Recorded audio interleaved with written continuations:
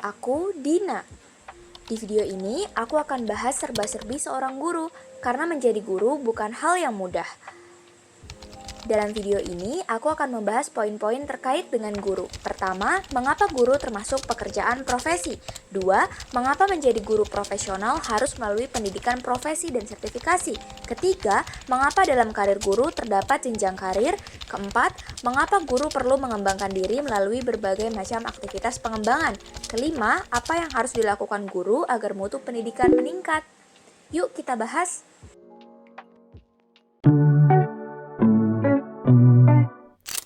Coba sekarang kalian perhatikan tabel ini, di mana pekerjaan biasa dan juga pekerjaan profesi sangat banyak memiliki perbedaan, dimulai dari aspek pendidikan, keterampilan, standar etika, tanggung jawab, pengaturan regulasi, dampak sosial, dan juga kode etik.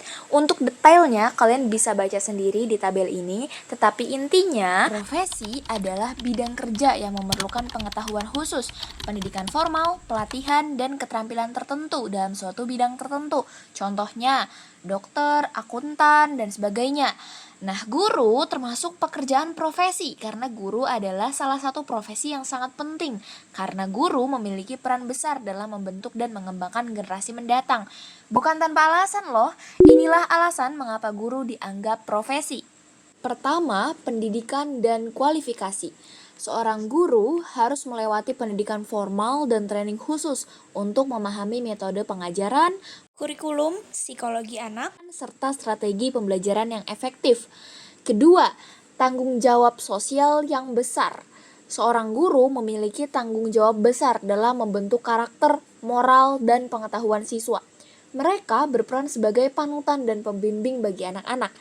Tiga, profesionalisme. Profesi guru memerlukan komitmen untuk meningkatkan kualitas pengajaran dan terus-menerus belajar agar dapat memberikan pendidikan yang berkualitas.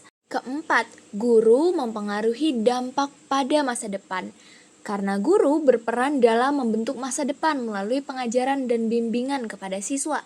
Mereka tidak hanya memberikan pengetahuan akademis, tetapi juga membentuk keterampilan sosial, emosional, dan intelektual.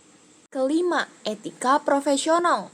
Guru diharapkan untuk mematuhi kode etik yang tinggi, termasuk profesionalisme, rahasia guru siswa, dan komitmen untuk mengembangkan potensi setiap siswa. Keenam, pengabdian dan dedikasi.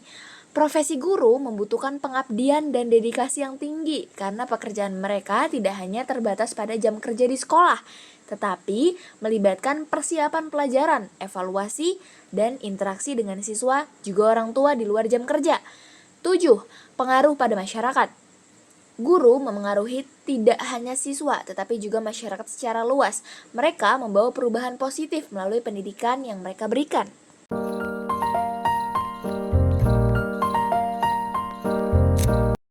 Pendidikan profesi dan sertifikasi merupakan langkah penting dalam menjadikan seorang guru profesional dan kompeten.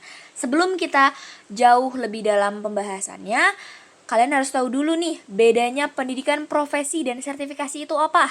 Kalau pendidikan profesi merupakan pelatihan khusus yang disediakan untuk calon guru atau para profesional dalam bidang pendidikan.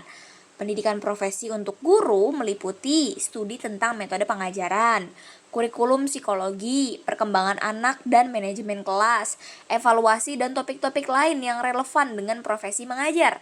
Sedangkan sertifikasi adalah proses di mana seorang guru atau calon guru mengikuti serangkaian langkah atau ujian untuk mendapatkan sertifikat atau lisensi yang menunjukkan bahwa mereka memenuhi standar tertentu dalam praktik mengajar. Tentunya, proses pendidikan profesi dan sertifikasi dapat membantu guru untuk memiliki yang pertama, persiapan yang mendalam. Pendidikan profesi untuk menjadi guru menciptakan individu dengan pengetahuan teoritis dan praktis yang diperlukan untuk mengajar dengan efektif. Ini mencakup pemahaman tentang psikologi perkembangan anak, metode pengajaran, manajemen kelas, dan kurikulum. Kedua, kualitas pengajaran yang lebih baik. Sertifikasi dan pendidikan profesi membantu menjamin bahwa guru memiliki keterampilan dan pengetahuan yang diperlukan untuk memberikan pengajaran yang berkualitas. Mereka mempelajari strategi pembelajaran yang sesuai dengan kebutuhan siswa dan dapat menciptakan lingkungan belajar yang mendukung. Ketiga, perlindungan bagi siswa.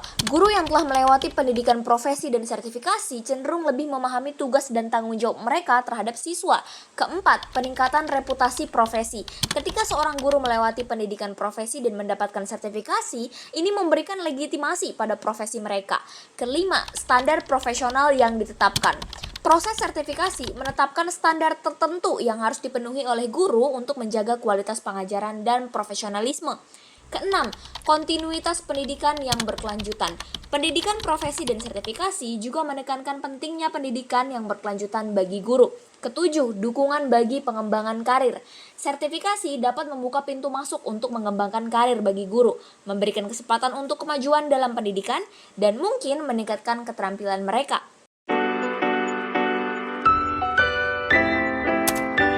Jenjang karir dalam profesi guru penting karena memberikan kesempatan bagi para pendidik untuk berkembang, meningkatkan keterampilan, dan memperluas pengaruh mereka dalam dunia pendidikan.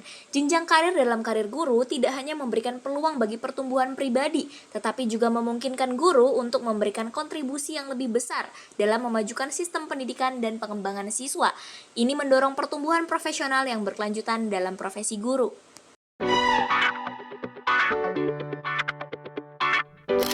Yang pertama, perubahan dalam pendidikan. Dunia pendidikan terus berkembang dan berubah. Teknologi, metodologi pengajaran, kurikulum, dan kebutuhan siswa terus berubah dari waktu ke waktu. Dengan terus mengembangkan diri, guru dapat tetap terkini dengan pengembangan dirinya. Kedua, meningkatkan keterampilan pengajaran. Melalui aktivitas pengembangan, guru dapat memperdalam keterampilan pengajaran mereka. Mereka dapat belajar tentang metode pengajaran baru, strategi pembelajaran inovatif, atau teknologi pendidikan terbaru yang dapat meningkatkan efektivitas pengajaran mereka. Ketiga, meningkatkan motivasi dan keterlibatan siswa. Keempat, mendukung kebutuhan siswa yang beragam. Kelima, pembaharuan kurikulum dan standar. Keenam, peningkatan profesionalisme. Ketujuh, memperluas jaringan dan kolaborasi. Dan kedelapan, meningkatkan kepuasan dan kesejahteraan guru.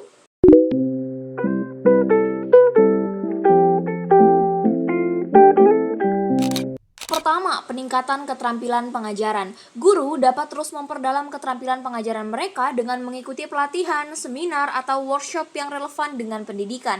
Kedua, mengadaptasi teknologi pendidikan. Guru dapat menggunakan perangkat lunak, aplikasi, dan alat teknologi lainnya untuk membuat pembelajaran lebih menarik, interaktif, dan efektif. Ketiga, penggunaan data dan evaluasi. Guru dapat menggunakan data untuk memahami kebutuhan dan kemajuan siswa. Keempat, kolaborasi dan pertukaran pengalaman. Berkolaborasi dengan rekan-rekan guru lainnya dapat menjadi sumber inspirasi dan pembelajaran. Kelima, pengembangan kurikulum yang relevan. Memperbaharui atau mengembangkan kurikulum yang sesuai dengan perkembangan terkini dalam bidang pendidikan, serta memastikan bahwa kurikulum tersebut relevan dengan kebutuhan siswa dan masyarakat. Keenam, pengembangan keterampilan sosial dan emosional. Guru dapat memperhatikan pengembangan keterampilan sosial dan emosional siswa. Menyediakan lingkungan yang mendukung perkembangan keterampilan ini dapat memiliki dampak positif yang signifikan pada kesejahteraan siswa dan lingkungan belajar. Ketujuh, keterlibatan dengan orang tua dan masyarakat. Kolaborasi dengan orang tua dan komunitas dapat memperkuat pendidikan di luar lingkungan kelas. Dan yang terakhir, 8. Peningkatan keterampilan soft skill. Guru perlu memperhatikan pengembangan keterampilan seperti kemampuan komunikasi, kepemimpinan, kreativitas, dan pemecahan masalah. Keterampilan ini penting dalam mempersiapkan siswa untuk kesuksesan di masa depan. Oke, ke-8 tadi berfokus pada pengembangan pribadi, penyesuaian dengan perkembangan terkini dalam pendidikan, dan keterlibatan yang aktif dengan berbagai pihak terkait. Guru dapat berperan besar dalam meningkatkan mutu pendidikan.